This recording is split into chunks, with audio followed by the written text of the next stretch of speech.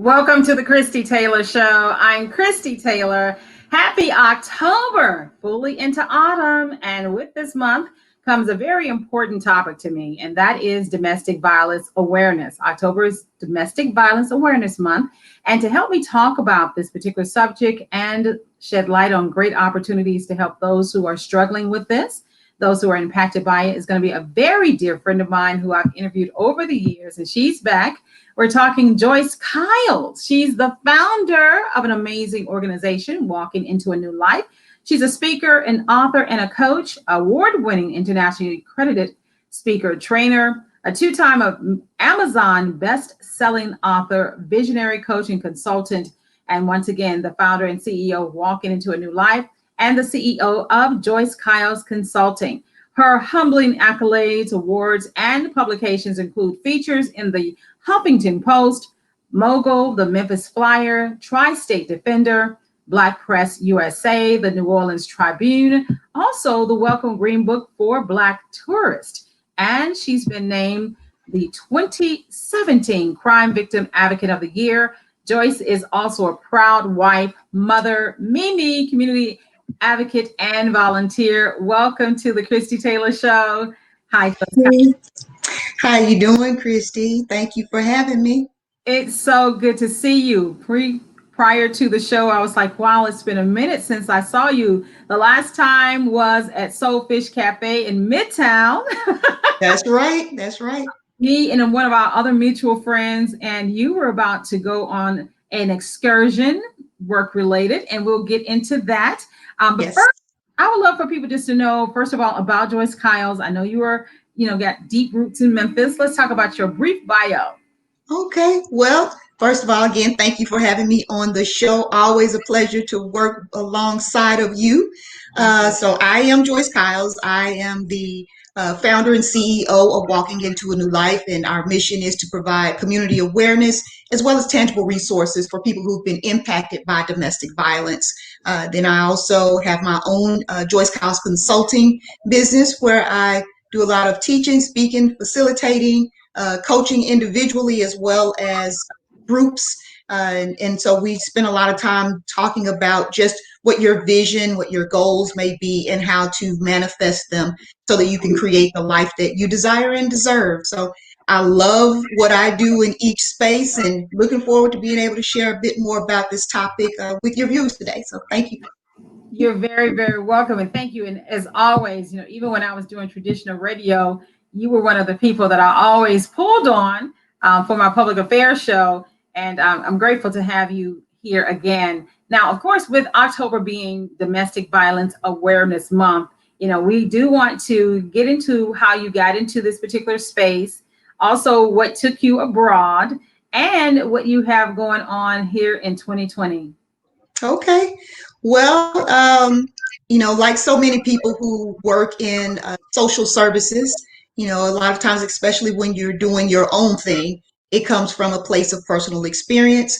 So with me, I am a survivor of domestic abuse and some of the intersections that are associated with that. And I really wanted to lead with that because I want people to understand that domestic violence is more than just physical. And so, for so many people that I've gotten to know over the years, they didn't recognize that they were going through abuse because we always think of it in terms of the hitting. And I always say, domestic violence is 80% of what you don't see and 20% of what you do. So unfortunately, I've had two experiences with two different relationships with that.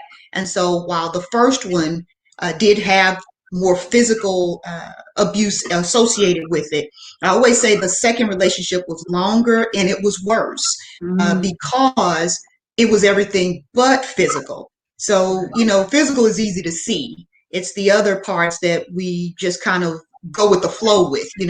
So anytime you're dealing with someone who is name calling, who's belittling you, who embarrasses you, who takes, your privileges away, so to speak. And when I say privileges, I mean things that are just common nature for us to be able to go and come as you please, spend time with friends, spend time with family, go to work, go to your place of worship. And when you are not being allowed to do those things, those are all forms of abuse. And we just don't think about it. And when you hear people degrade you, talk about you, isolate you, remove you from friends and family who could possibly intervene, what happens is you start to lose pieces of yourself. And what you're being told becomes your reality. And so Right. that was a lot of my experiences. And when I came to the decision to go ahead and leave, it was a difficult process, but it is one that I am so glad that I took. But in the process of my leaving, I've dealt with a series of other adversities and barriers. And because of my background, with having a college degree and having a job, people just assume that, well, you could just bounce back and all will be well. But in Right. my experience, which ironically is kind of similar to where we are now, you're talking about things coming full circle. When I left for good, it was during the time of the recession. Wow. So everyone was losing jobs and opportunities. And if you are in Memphis area, transportation is just not that great here. And Right. because I didn't have any family here, that was an issue. I still had children who were in school. And so just navigating the system was really difficult and frustrating for me, especially working with individuals within our social services departments who are not as sensitive and Right.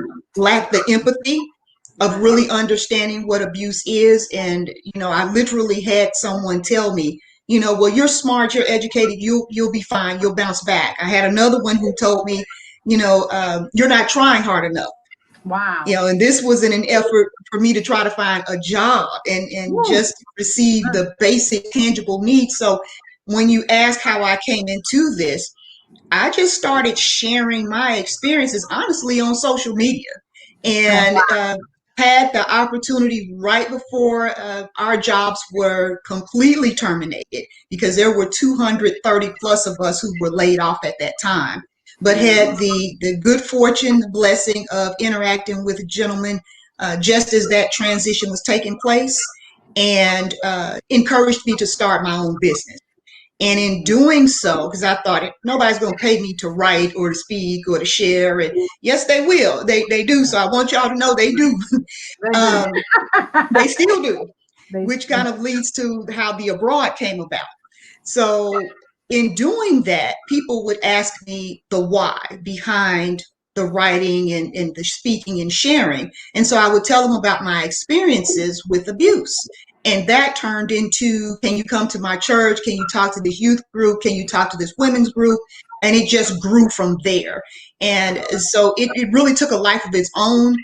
We gave it a name. We called it Walking into a New Life. And the gentleman at that time helped me to name it, and said that it was a reflection of my own journey and just walking into a new life being a journey. And that's the other piece. I guess I want people to understand that this is a process, and it's lifelong process, but it's been life changing for me.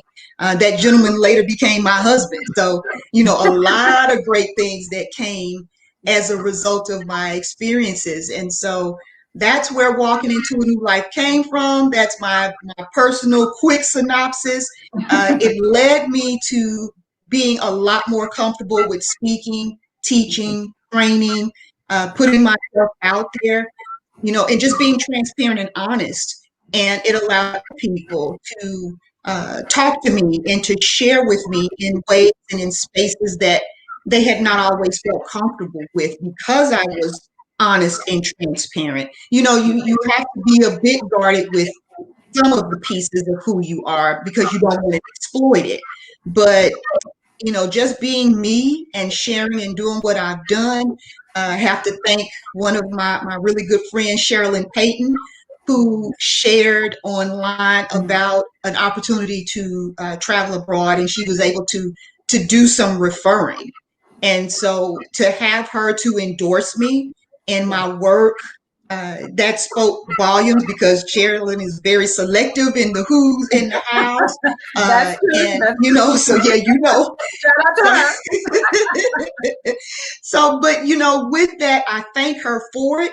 But at the same time, I know that had I not done what I needed to do and do the work and present myself in a way that says I am capable, because I've always been capable.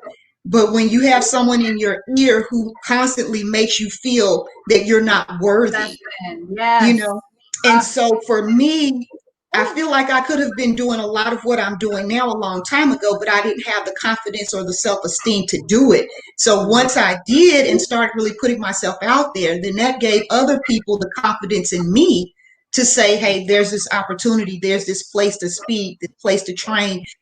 So for me, I spent 3 months in Germany and just over Europe to facilitate, to be a benefits advisor for the military, Okay. and being able to talk and share with them and do workshops, do referrals, do consultations. It was an amazing experience. So just want people to really understand that, with abuse, there is an aftermath, there is a life after, if you are open and willing to just give that a chance, give life a chance. So that's Joyce, I appreciate you. And, one of the things I will say, the last couple of years, really being in Memphis and understanding a lot of the interwoven experience of this city and this region, I've always admired your vulnerability, because we are still in the South, where a lot of things that stay at the house, it's like we like Vegas. It's like yeah, what happens in Vegas stays in Vegas. Right. What happens in the house stays in the house. And you Mhm, being able to, share your story and to champion other women who have shared experiences. And one thing I want to stress too is that oftentimes we may feel like, that this type of awareness is only for the person who is at the end, I guess we could say the end receiver of the abuse or the trauma. However, as we've talked throughout the years, that it is also shared by the children, by the extended family, and by the friends. So for somebody, 2020 has been a challenging year for us on so many levels. And this did create opportunities for a lot of people to stay at home in toxic relationships, whether it was the parent, whether it was the spouse, whether it was the children who were having to be impacted. So what were some of the things? I know you were abroad for quite a bit of time, but even having to come back stateside due to the pandemic, mhm. what are some of the things that you have had to address coming back home? Well, that I'm glad that you brought up the fact that, right now we're in a time where it is extremely difficult for everyone. And so that's part of what I meant when I said things come full circle, because I remember when I was transitioning out, the recession was happening. And, trying to just find a place to live was a challenge. Finding work was a challenge. How to balance family was a challenge, and helping them to understand what was happening and why it was happening, and just mentally, emotionally, I was fatigued. And so now looking at where we are now, this is 2020. For me, that was 12 years ago. Mm-hmm. Here we are, 2020, we're in the middle of a pandemic. One of my escapes was being able to go to work Yeah. every day. So I knew that at least for a time, work presented a whole nother set of issues because it's work, Yeah. but I was able to at least escape. And so a lot of people don't have that right now. So what I am sharing with individuals now, because we are seeing a rise of domestic violence. May was a major month of disparity. I mean, the numbers really jumped in May, and they're steadily climbing. There are people who are concerned about going to safe places because of COVID. I want to Yeah. encourage people to still reach out to the shelters. They are doing everything in their power to ensure your safety as well as theirs. I'm encouraging people that even though we are social distancing, if you have family or friends that has the extra room, the extra space, they're willing to take you, to please go. Try to create as much of a safe space for yourself as you possibly can. I'm encouraging people to relocate as if that's something that they can do. One of the things with our organization, we have been blessed to have received a couple of grants here over the last couple of months, where we've been able to at least assist people with their basic needs. Food was probably the number one thing that we were asked about more than anything else, because we are being closed in with one another.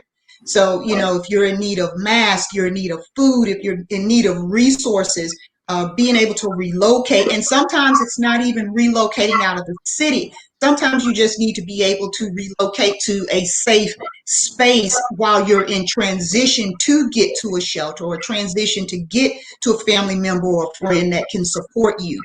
So, I ask people to please just reach out to us so that we can navigate the system as best as we can to assist you. If we can't do it, I go out of my way to try to make sure that I refer people to places and organizations where they can get the help. I love you for that. I love you for that. Now, we do have across the bottom the website, also a contact number for those who are in need, or if you know of someone who needs this type of support. One of the things I know about Walk Into a New Life is confidentiality, sensitivity, and a lot of love and support. Now, what are some of the things, because this is, DV Awareness Month, Mm-hmm. that you're noting has been the new trend when it comes to raising awareness? Right now, we've all been accustomed of doing things in person. Mm-hmm. And so now, because of social distancing, the pandemic as a whole, we're having to change how we do that. We're really being proactive in meeting people where they are, so that if you are in need of those tangible resources, again, if it's food, if it's toiletries, if it's clothing, those types of things, masks, that's a huge one. We're coordinating so that we can meet you where you are, so that we're safe, but so are you. And then just doing more activities virtually, um, creating safe spaces, whether it's for counseling, maybe you just need someone to talk to and to be able to self-express. We're doing a lot more things on a virtual space, as most people are right now. And so also, I want to make sure there are some people who are able to call, and there are some people who have to email. So if you need to email us, you can always do so at info@winl.org. So the email is just like our website, winl.org, as you see scrolling across the bottom of the screen screen. So just change that www to info at winl.org, and you can get us. Just reach out to us at any time. But yeah, that's been the biggest trend, just seeing that we're having to do things more virtually. But just know that in doing that, we will meet you where you are. And so many other agencies are doing the same, where they are meeting the needs of the clients wherever they are. All right, we'll be right back after this.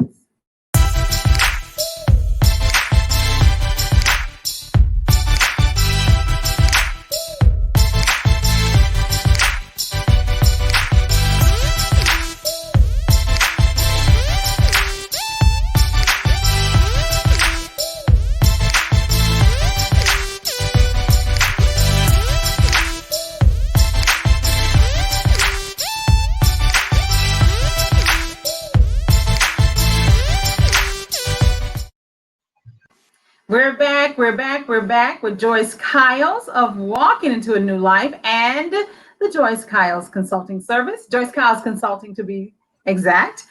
Thank you so very much for being here. As we shift into the last few moments of today's show, you have been speaking to us about walking into a new life, the impact of domestic violence on our community. Of course, this is Domestic Violence Awareness Month, the great resources that your organization has. And of course, they can email info@winl.org, go to the website, also the phone number 901-466-6182. And as we get to the wrap up, I do want to go political. Now, we are in a hotly contested national election, and oftentimes certain subjects are not raised when it comes to the debates or to the discourse when it comes to elections. But you're in a very sensitive industry. Mm-hmm. What are the things that we need to be concerned about as we go to the polls this fall? Okay. Well, as a nonprofit organization, We can't endorse any particular candidate, party, or what have you.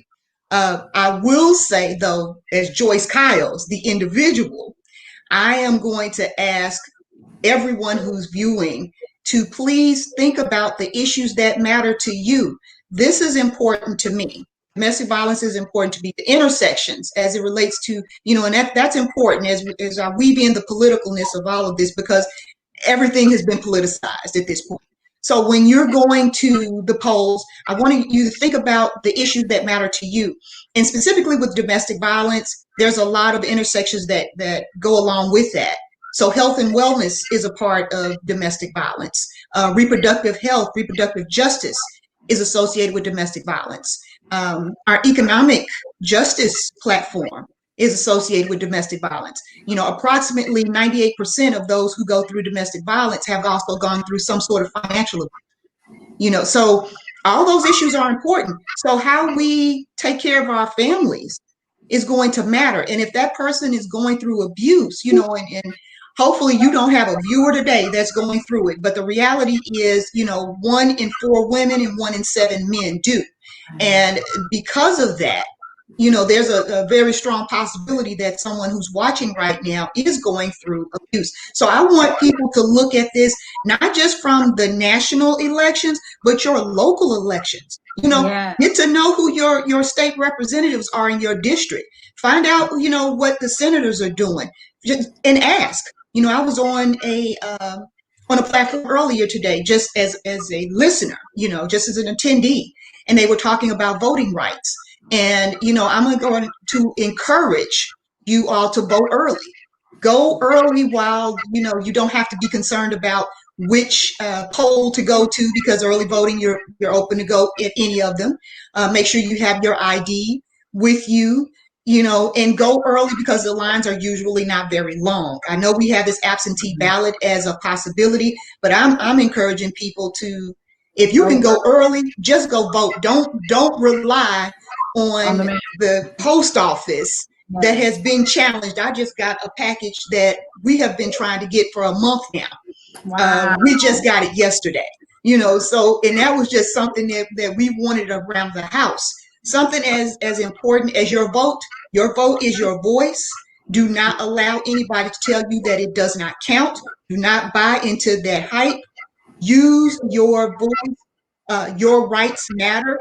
But if you don't exercise it every opportunity that you get on these issues that matter to you, then you can expect more of the same from all of your politicians, because they will look at it and feel like, well, there's no pushback, no one's complaining, no one's saying anything.